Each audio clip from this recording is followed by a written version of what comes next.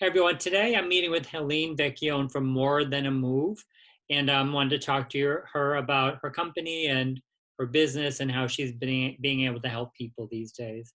Hey Helene, Hi, how are you? good. How are you doing? Very well, thanks. So, to give you a brief background, I started More Than a Move in 2005. Mm-hmm. We started small. We were just doing organizing and helping people get rid of stuff. Mm, And that's when I realized that the more I worked with people, especially older people, the more stuff they had, the more help they needed, not just to get rid of it, but to figure out what to get rid of and what to keep. And then how do I get rid of what I don't want to keep? So mm, we very quickly evolved into a senior move consulting company where we would help people throughout the process of downsizing, which included what do I keep when I move, what do I not keep. And always it's helpful to know where somebody's moving. If mm. it's possible to visit the location, we do. If not, we see if the location can come up with a floor plan so we can pre-plan all the positioning of the furniture and stuff. Mm. Um, a lot of people just want some very nice practical guidance, like, can you help me just go through my clothes or my knickknacks or my books or everything? The things I inherited that I don't even like, what do I do with it? Do I feel guilty about it? There's so many variables and so many decisions that people make that it can be exhausting. Mm-hmm. So what we can do is come in, do a little hand holding, take some of that burden off of the family, Mm-hmm. especially if there's some push pull from the family, and really try to make the process less stressful and smooth. And we'll work with the family if they request it, and we will help choose the appropriate movers and get the proposals, the schedules, and the budgets all prepared ahead of time. Okay, that sounds really great then. So if you give anybody like some advice on just where to start if they're thinking that they'll need to downsize, or what some of the cues might be that they will need to kind of downsize their belongings anyway. Right. Well, if you're downsizing from a house and Mm, it's a typical house, it has an attic, a basement, and a garage. And if mhm. you've been in there for more than 3 decades, I usually request or suggest that we start with the attic and the basement, Okay. what we call the low hanging fruit, the stuff that might be easier to start with. Um, so many people have stuff in their attic that's been up there for decades and they don't need it, they don't want it, it was just easier to put it up there. So if we start with the attic, and I literally mean, me or one of my project managers going up there with some helpers and pulling stuff out and describing it or showing people what it is, or if they're incapable of getting up there, taking pictures and bringing the pictures down. Hmm. Um, it's a lot it's a lot of work to do the attics and the basements and the garages. But as soon as you do that, people feel like a weight has lifted. Like all of that sort of naturally falls into place once you develop a rapport and you get some work done.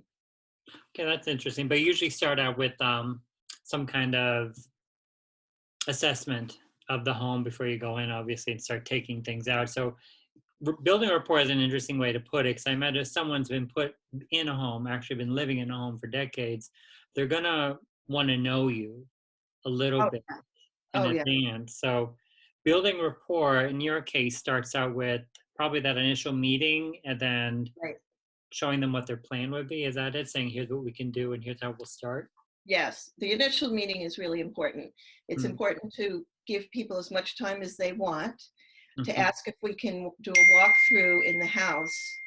Um, and if I could possibly ask personal questions that, normally you might not ask people, but, would you mind if I was looking in your closets or your drawers with you? Or if that's something you want us to do at no touch zone and mm, you want to do that yourself?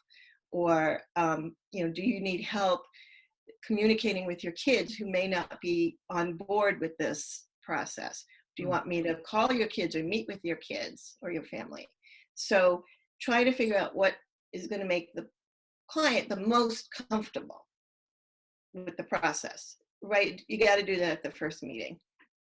Okay, that's good. That way you're not perceived as the person who's coming in and throwing away all their stuff. Right. Yeah. Mm. You which know, is it's hard. it is very hard. And a lot of people are going from houses to condos or assisted living apartments or independent senior living apartments. So you're generally going from a house to maybe typically a 2-bedroom or a 1.5-bedroom, like 1 bedroom with a little room as a TV room or a den. It's a huge undertaking psychologically for people to say, I've had a 4-bedroom house with 2.5 baths or a 3-bedroom house with 1.5 baths. And now I'm going to be living in a little living room, the table in the corner, and a bedroom, and that's it. That's hard. So then they have to make some tough decisions. I do recall that my mom used to be in a assisted living for a while back, and that was a big transition. She had like a 3-bedroom home, 1.5 baths, and Yeah, took her a while to get there. But yeah, I just think as we worked with, we didn't have a service. I think in hindsight, it would have been helpful to have someone there as like a third party to help step in and work us through some of the issues that came up.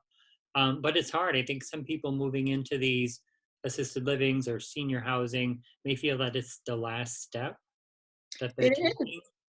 I mean, reality is sometimes it is. Yeah. And, some people are extremely okay with that. Like, this is my last move and they're going to take me out feet first and I am ready for it. And then other people are really, really sad, very sad. And they can't imagine it happening, but it's going to happen. Maybe Mhm. because they have to medically, or maybe because financially, or because the kids want them to be in a safe environment and want them out of the big house where they're living all alone and trying to get through the winters. So there might be some family pressure. Yeah. So you Mhm. have to bring out your diplomatic side Yeah, and it's a good way of putting it. yeah, to be a very good diplomat. Now, I'm curious, do you find that it tends to be like the adult children that contact you at first, or is it the homeowners who kind of reach out to you saying, look, I need help? About a third of the phone calls are from the grown children, and about 2/3 directly from the elders. Yeah, because generally, most of the people we work with are capable, physically and mentally, emotionally capable. Um, and they're like, okay, we've decided to do this and I need help and I know I need help. And Hmm. then a few of them are really going to a situation where they are quite compromised already and they're going to assisted or memory care, in which case I might ask for a family member or a social worker to assist in the process to help their transition, be better. So, Okay, so it's like you kind of do an assessment from that point of view as well, too, if you suspect that someone might need some additional support right. in that transition. Right, especially if the grown kids don't live anywhere nearby. Mm. Um, we get calls from California saying my parents are in whatever town and they have to move to this new place and I can't come. Will you be my replacement for a while? So, Mhm. like right now, we're doing a job where a woman moved from an independent living apartment to a nursing home. Mm. And her daughter's in California and she can't come right now because of the virus. So I am doing the physical work, but I am on the phone all the time with the daughter with some decisions because some decisions should be made by family, not Mhm. me. Okay. In terms of like some specific items that you look at and think they might be Right. sentimental or Or monetary. valuable, or Yeah. valuable, right? So we can do FaceTime. I can walk around an apartment and say, Yeah. I found this in the drawer and it looks very valuable. Do you want me to send it to you? Do you want me to keep it with your mom? All of these things have to be decided. I can't just decide those things. They're family issues. Yeah, and you can't just throw things away too. I know in some cases, some elders that I worked with, they had what looked like piles of junk paper Yeah, on like, the dining room table, but once you start going through that pile, you'd right, find like a bank statement or a life right, insurance policy right. or something like that that you can't really just shred because it might be the only piece of paper that they have or bond or something. So Absolutely. it can't just be like a, you know, thrash and burn type of approach. There does have to be a methodology to It it. has to be a process, and we do always have to budget time for going through papers if nobody else is there to do it. So that's one of my personal expertise things is I actually like going through papers and files and organizing them and keeping what's important. So I often do that part of it myself. Okay, that's cool. So I'm kind of curious then.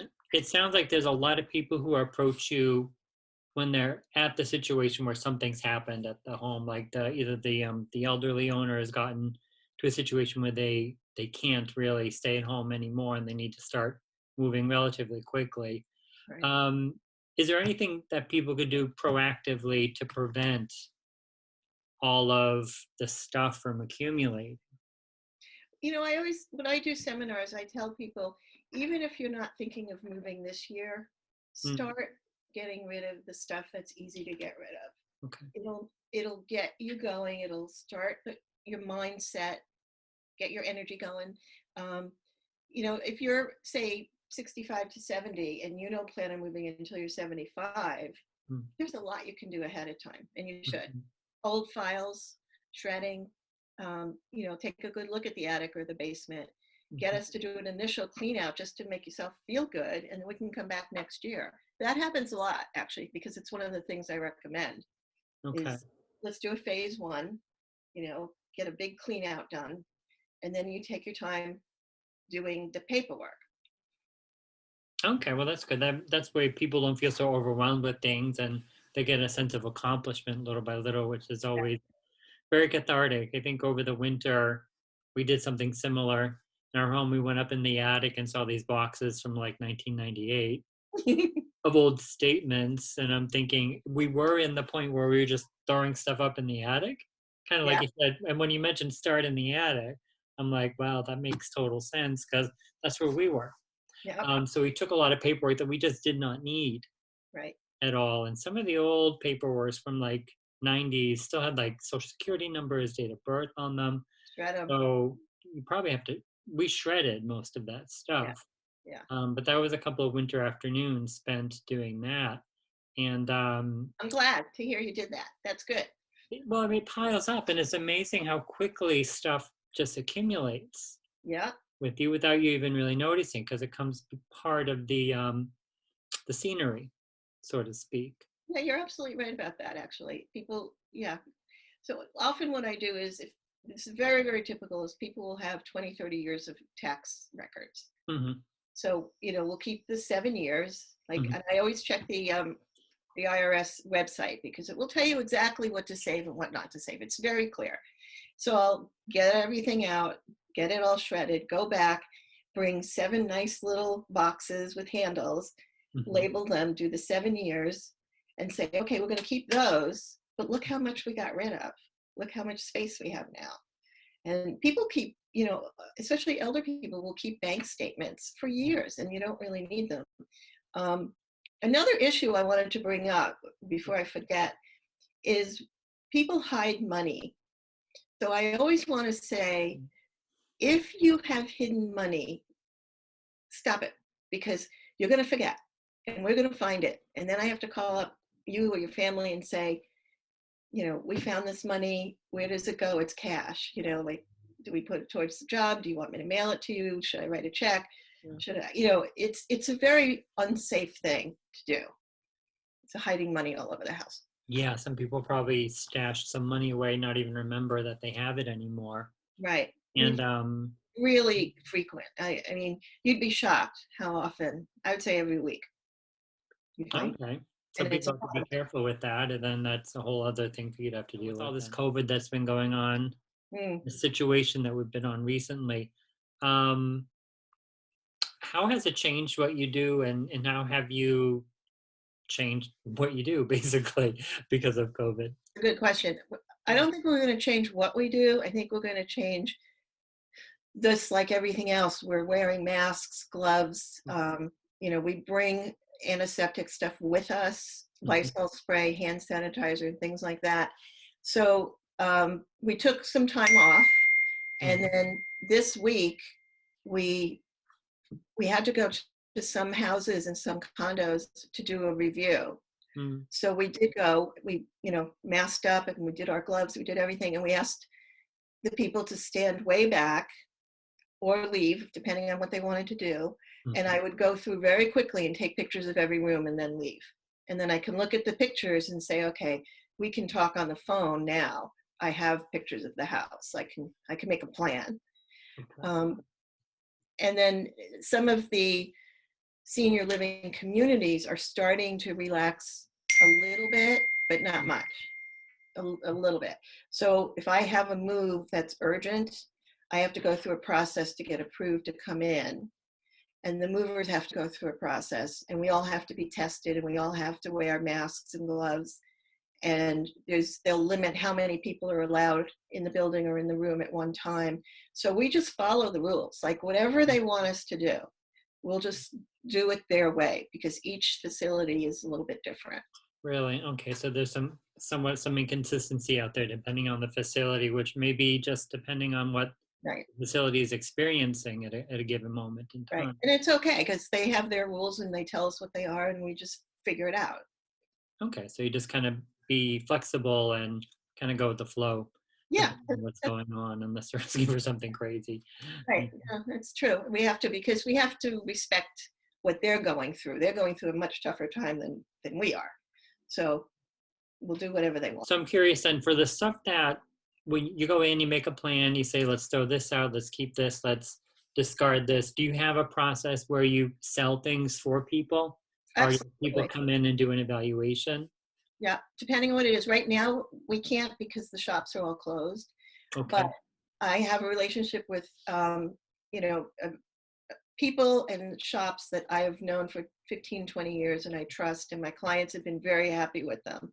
Mm. So because they've been in business a long time and they're reliable and honest, I have a good venue for selling things. What's very hard on people is that the old-fashioned antiques are not selling well. People are not buying large, dark pieces of furniture or china cabinets, traditional type things. What people are buying is Danish mid-century modern furniture Okay. and silver, gold jewelry, and certain kinds of antiques that are not too big, not too dark. So in the case where if somebody has a piece that they don't want to throw it out, but nobody will buy it, I'll usually find a way to donate it. So we also work with a lot of nonprofits for furniture, books, household goods, pantry food. If somebody's moving out and they're not bringing any of the food from their pantry, we go through it all, check the expiration dates, and we donate that. Okay, so you definitely have the importance of your network that you've built up over the years. That just helps you get this job done with Right. placing out some of the stuff and getting it sold. It's absolutely important, because you can't just bring a dumpster and throw everything out. It would be horrible. So we, other than stuff that's really trash, like in a basement, attic, or garage, most things can be donated. And unless it's like upholstered furniture that is horribly worn out or it's been ruined by pets, almost, I would say 80% of people's stuff can be donated, including kitchen stuff, dishes and glasses and pots and pans. And we work with some of the town's household communities, like the subsidized housing. So if a family's moving in, we can get a list of what they need and then try to search that out for them. I find too that at least in my family situation, that they always wanted to have the reassurance that the stuff that they had would go to someone who could use it and that it Absolutely. would be useful to them. I think I know in Yes. the case of my mother-in-law, when she downsized, it was she was Depression era. Um, Uh-huh. so you didn't throw anything away, and Whoops. she always said someone might need this or might need that. So I think it does them well um, to know that. I think it's really important for everybody. And I think it's important for young generations to know that that's important. Mm, Um, because the throwaway generation, that's stopping. People are getting much smarter about what they buy and what they do with it when they don't need it anymore. hmm So I'm finding that even my younger clients are saying, listen, we're moving across the country. It doesn't pay to move this furniture. Who can you give it to? Or, it's a different awareness now than it was 20 years ago. It's kind of good actually, because if something is very good, no reason to just throw it away. It might Right. go to use with someone else, definitely. I Good. I'm definitely on board with that. I So, mean, I find homes for the strangest things. Like yeah. people have, unopened bags of potting soil, and I'll bring it to a garden club. I'll do I'll do, I'll do anything to avoid just disposal fees. Okay. No, that makes total sense. It is surprising the things that you wouldn't think someone would want. There's usually a home for it somewhere. There really is. Yeah. Yeah, this was very helpful. I'm just curious if people wanted to get a hold of you to talk, perhaps if they need help with something, what would be the best way to reach you? Either my cell phone, which is 617-416-0578, Okay. or Helene@morethanamove.com. Okay, perfect. So nice and simple. So either one of those would help. Well, this was terrific. This was very informative, and thank you for your time. Thank you so much. Have a good one. You too. Bye.